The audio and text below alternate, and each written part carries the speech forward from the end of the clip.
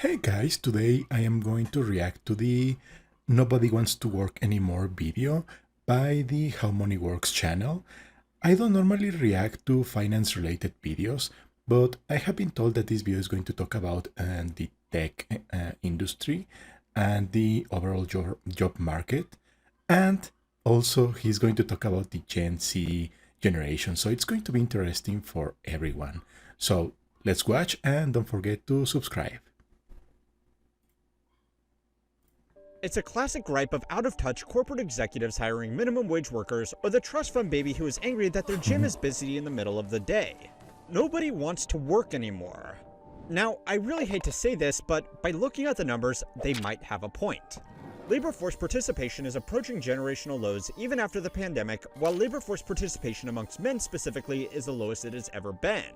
These declines have been happening at the same time that unemployment is theoretically quite low, which, if the economists are to be believed, means it should be easy for people who want to get a job to get a job, right? Well, not quite. And these numbers are confusing at best, or downright misleading at worst. Is people just don't want to go to There was work. a poll I read a long time ago. Only like 18% of Americans feel engaged when they're at work. I hate my job! The signs are everywhere. Who is that Businesses, girl? Juju's live stream diary. I hate my job! So, in my humble opinion, this has to do with the fact that even though there are many jobs out there, those jobs may not be what you want to do with your life. This is a discussion that I had with my dad a few weeks ago.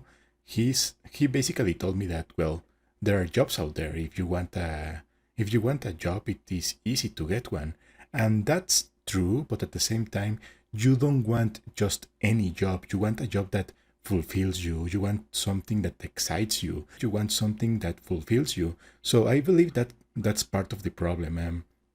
There are many people hiring, but those jobs may not be for everyone. At least that's what I believe. The signs are everywhere. Businesses, especially restaurants, need employees and they need them now. As you guys can see, that's the problem.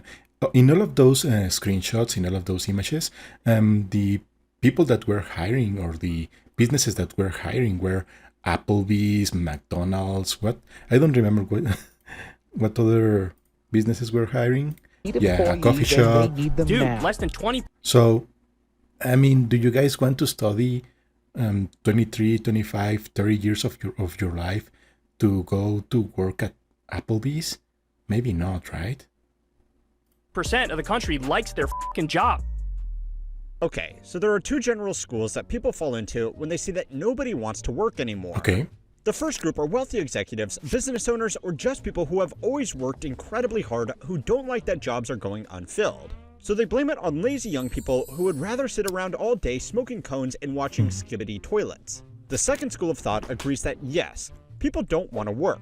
They don't want to work demeaning jobs where they won't get paid enough to support a decent quality of life. It's nice when two groups who are so different can agree on something. So really, the only thing left is to work out why people don't want to work. Now, in most cases, the jobs that nobody wants at Burger King. Do you guys want to work at Burger King? It may be a good temporary job, but that's not what you want to do. At least most people don't want to spend their whole lives working at Burger King. to work fall into one of three categories. The first are jobs that are just paying well below market rates given the experience or the location required. Businesses aren't going to be able to fill a full-stack senior development role in Silicon Valley for $50,000 a year plus equity in their questionable pre-seed startup, but there are still plenty that try. Even entry-level jobs that pay minimum wage in very high cost of living areas are going to be much harder to fill in a city where even finance bros are living in shared housing. Now, hot take alert, but just it is crazy to me that in those countries, even if you get a decent job, it is not paying you enough to get something for yourself. You always have to share with some other people. I remember that the first time that I got the first job that I got didn't pay me that much, so I had to share a house with 4 roommates. And yeah, it was fun, but at some point you want something for you. You want to buy your own house, maybe you want to rent your own apartment, live by yourself. So if companies want people to work for them, pay better, seems easy for me, but maybe this video disagrees. It's like there are no shortage of crappy businesses and managers that expect to pay workers nothing for world-class skills and experience. There are lots of workers who expect world-class pay with little or no marketable expertise. One of the most insightful pieces of data on this issue is this recent survey right here. It asked a selection of Americans what they considered to be the minimum salary they would need to be financially successful. Now, most of the responses to these numbers have been laughing at the Gen Zs just entering the workforce who think that almost $600,000 a year is a realistic salary goal. That's a lot. I mean, you don't need $600,000 a year to be financially successful. There are very few people that are going to earn that amount. Maybe top executives, or maybe if you are a senior developer working at a top tech company, but you don't need that much money to be happy and be financially successful. Don't get me wrong, I get that you want to get paid well. That's fine. I want to get paid a lot of money, but you don't need $500,000 a year to, more than $500,000 a year to be happy and pay your bills. I don't know that if this study is true, I do feel like the Gen Z generation is exaggerating a little bit. You don't need that much money.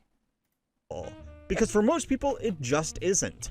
Unless you are in a few very specific career paths, there are basically no jobs that pay this money. And even then, you need an insane amount of luck to get those opportunities.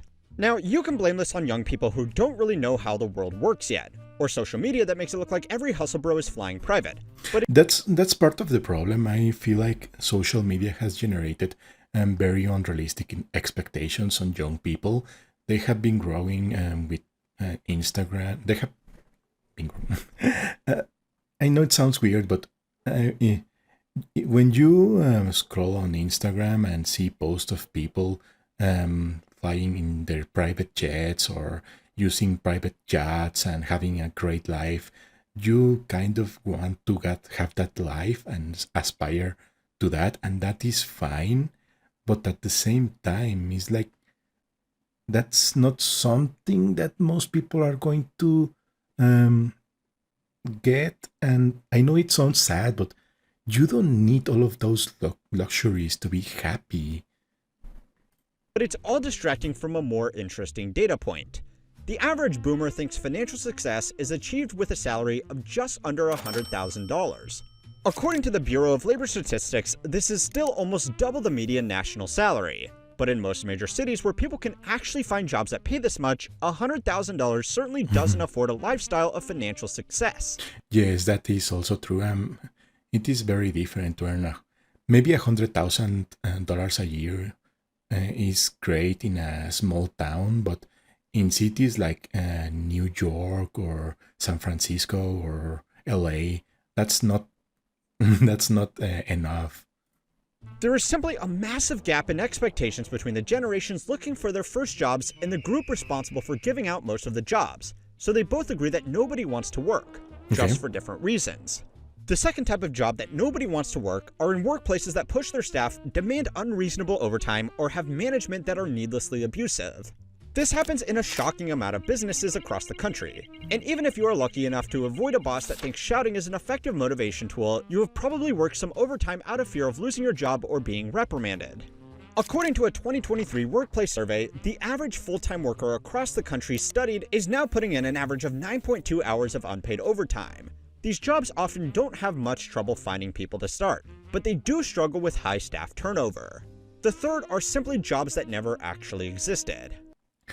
I do agree with people not wanting to work on jobs that don't pay you for overtime. You need to know what you are worth, and if you are at a job and they are demanding you to work, I don't know, 10 hours a day, 12 hours a day, but you are only getting paid for 8, you are it is okay to demand to be paid for that time. It is your job. So if people don't want to work on those kind of jobs and are not working for that reason, it is totally fine. You probably all know about ghost jobs by now, but even if you really do want to work, there is a good chance that most of your applications are just going to build out a workforce database, not to actually be considered for employment. Now, whatever the specific reason, the results are the same. Less people end up working. But aside from settling some beef between entitled Zoomers and some out-of-touch boomers, this data all reveals something more concerning about work in the current economy. It's not that people don't want to work anymore. They simply can't afford to. So it's time to learn how money works to find out what's really behind the worst phrase in the workplace. This week's video is sponsored by MyHeritage. Ever wondered what remarkable stories are hidden in your family history? MyHeritage is the world's leading platform for genealogy research and DNA testing, trusted by over 90 million users worldwide. With 20 billion historical records and advanced AI tools, MyHeritage makes exploring your roots not just accessible, but truly enjoyable. Here's a fun discovery I made. My great-grandfather started a brewery in Germany, and it's still thriving today. Imagine finding out your family's legacy is still making its mark. That's the kind of excitement MyHeritage can unlock. I started my journey by adding a few basic details, and their instant discoveries feature brought my family tree to life with whole new branches in seconds. It was incredible to learn about connections I didn't even know I had, including distant cousins who lived fascinating lives. One of my favorite parts of using MyHeritage is transforming old black and white photos with their photo colorization and animation tools. When I colorized a photo of my great-great-grandmother Sophie, it felt like stepping back in time and seeing her smile come to life. The animations even added a touch of personality. She doesn't look like she's smiling, but showing what her expressions and mannerisms might have been like. And it's not just about what you see. MyHeritage also lets you deep dive into historical records to uncover stories and details. From ship manifests to old census data, seeing your ancestors' lives unfold in official documents is like piecing together a historical puzzle. Ready to discover your own family's hidden stories? MyHeritage offers a 14-day free trial so you can experience the platform's full range of features. Start your journey today. Trust me, you'll be amazed by what you uncover. Okay, so yeah. There are millions of people out there that think nobody wants to work because they couldn't hire someone with 20 years of experience on a programming language that has only been out for 5 years for $15 an hour. Here we go. That's maybe this is the part where they talk about the careers. It is crazy when people want you to have 20 years of experience in a platform that has only been alive for 5 years or 10 years. That's just so funny to me when I see and job postings that expect that. Also, it is very fun when people expect you to be proficient in every single language and platform and database and I don't know, the operating system out there, right? It's like they want you to be proficient in PostgreSQL, MySQL, Oracle SQL, Microsoft SQL. They also want you to be an expert Android developer, iOS developer. They also want you to be proficient at C#, C++, C, Java, Python, JavaScript, Fortran. It's just what do they? And they only want to pay you $50,000 a year. There are also people who don't want to work because they think unless they are offered 6 figures in their first roll out of high school, it's not worth their time, and they would be better off sitting at home working on their NFT dropshipping business. Both of these groups definitely exist in shockingly large numbers, but even though it's really fun to make fun of both sides, I do feel like people have to be realistic. Maybe your first job when you are recently out of college is not going to be the best one out there. Maybe you're going to earn a little less, but you can work your way up the corporate ladder or create your own business. So be a little realistic. Shoot for the stars, but also manage your expectations. Distracts from the much more important reason why labor force participation is getting worse. Well, as you might have been able to guess, this trend is really being driven by specific age groups and specific locations. Okay. If you look at labor force participation and exclude the youngest generation of workers and the oldest generation of workers, it's actually approaching all-time highs, which really makes sense when you think about it. It's common for both men and women to work full-time these days, and for most households, it's simply a financial necessity. Sure. So yeah, even if people don't want to work anymore, they kind of are stuck doing it anyway. The Of reason course. labor force participation has fallen off in general, though, is because the average is being dragged down by a lot of young workers and old workers. The old workers are the easiest to explain. As people started living longer, retirement ages were pushed back, and more of the population began working in non-physical jobs. As a result, a larger share of the population over 55 remained in the workforce. This has started to reverse, though, as self-funded retirement systems and general asset prices have allowed a lot of over 55s to step back from the labor force, especially after COVID, as a lot of people received severance packages and decided that an early retirement was better than going back to the office. Of course. Labor force participation. Of course, if you have the money to retire, you will retire, right? It is also interesting to me that he points out that people are living longer than ever. At least I believe that's the trend. People are living longer than ever. People live until their 80s, 90s. But at the same time, some companies don't want to hire you if you're over 50. It's like, well, you want me to have a ton of experience, but also you don't want me to be old. What do you want from me? It's like, you want me to be 20 years old with 15 years of experience in Java. From young people just entering the workforce either out of high school or college is also pulling down the average, just for different reasons. More people than ever are getting a college degree, which means they are starting to work later, and fewer people are working part-time jobs Sure. while they study because for many, it's simply not worth it given how much debt they are going to be in when they graduate anyway. This might not also be a shock to you, but it's getting really damn hard to find a job out of college. A few months Yeah. ago, a post from a professor at Berkeley made the rounds after it spoke about his top students from a top college struggling to find work in technology, an industry that was hiring highly intelligent graduates like this as fast as they could make them just 24 months ago. Previously, a Berkeley CS graduate, even if not a top student, would receive multiple appealing job offers in terms of work type, location, salary, and employer. However, outstanding students, like those with a 4.0 in major GPA, are now contacting me worried because they have zero offers. I suspect this trend is irreversible and likely part of the broader trend impacting almost every employment sector. It's pretty grim stuff coming out of one of the best schools in the country. Yes, I kind of feel like with some industries, it is just not a good place to be. It's just not a good time to be graduating right now because, right, tech industries are just firing a lot of people right now. There aren't a lot of job offers out there, so you're going to struggle with finding a job, even if you have experience and you're a senior developer. You're probably going to struggle with finding a job. Now, if you're just recently out of college, it is going to be harder. So it is kind of understandable. I don't believe that it is going to. Sorry, guys. I don't believe this is irreversible. This is just a tough market out there right now. But I'm hopeful that I believe that it is going to be better very soon. Maybe in a couple of years, things are going to stabilize. But right now, there aren't that many jobs out there.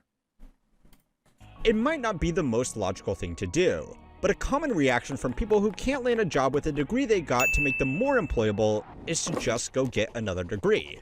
The rate of master's and PhD recipients has grown even faster than people getting an undergraduate degree, because that's now normal to stand out in a highly competitive job market. And to be honest, it's a nice way for people to avoid the reality of the job market for another few years. That's the problem. To me, there are two big problems there. One is that if you're going to get another degree, like a master's degree, it's usually going to be expensive, right? Especially if you're going to at a top university. So if you already had debt from your undergraduate degree, imagine if you're going to pursue a master's degree, you're going to be in huge debt when you are done studying. So it is worrisome, and I don't remember what was going to be my other point. I don't feel like getting a master's degree is a I don't feel like get I don't feel like you should get a master's degree just because you don't know what to do with your life and because you can't find a job. That's something that you need to take seriously. Spending another 2 to 8 years at college to get advanced degrees means people aren't in the labor force, which pulls down the average to look worse than it really is. And also, employers like experience. So even if you have a master's degree and a PhD, imagine that you tell the employer, well, yes, I have been studying for the last 30 years, but I don't have any experience. Some employers are not going to like that. Many of them even prefer hands-on experience rather than just college certificates.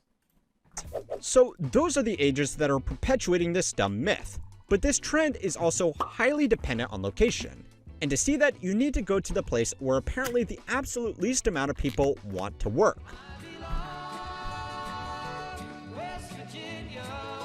Yes, the Rust Belt state has the lowest labor force participation in the country, but also some of the most unusual statistical anomalies.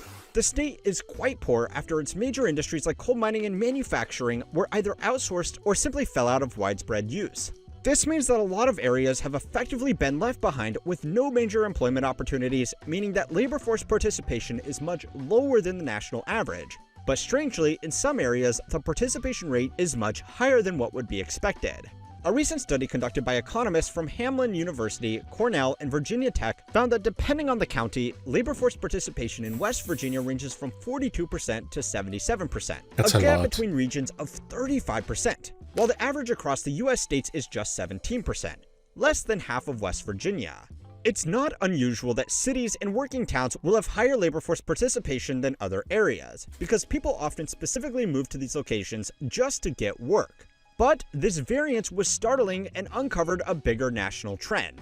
The people in areas that still had work can't afford not to work, and the people in areas with no work couldn't afford to move to areas with work since it could mean giving up family support networks or simply paying for the cost to relocate housing. A lot of people who had the financial means have already moved out of the state, only making this problem worse, as they take business opportunities and money away with them. It's a dense read because it's an academic paper. It's for nerds. But if you ever feel compelled to say that nobody wants to work anymore, I definitely suggest you have a look at it.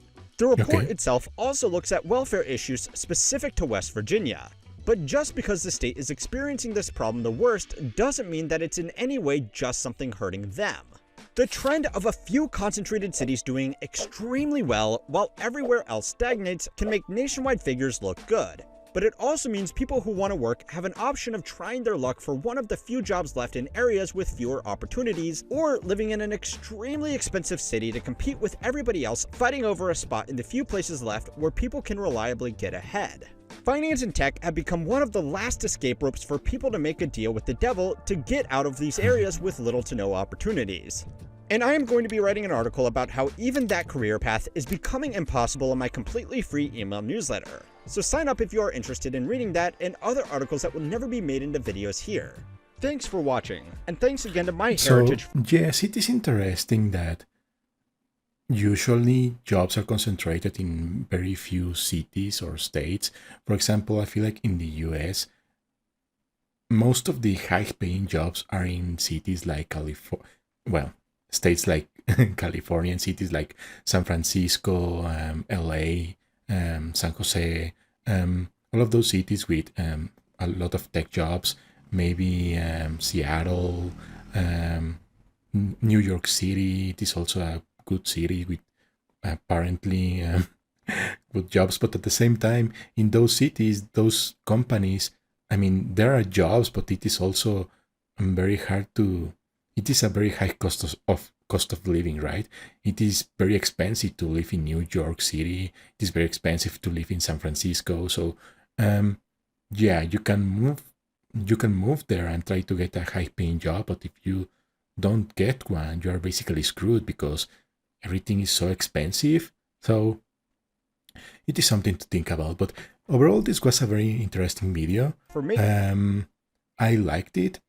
It is it paints a very grim picture, but I don't feel like it's going to be like that for a very long time. I am optimistic about everything, and things are going to be better very soon. It's just a tough job market out there. Don't worry, guys. I don't believe this is going to last. So that's it for now. Don't forget to subscribe, and see you in the next one.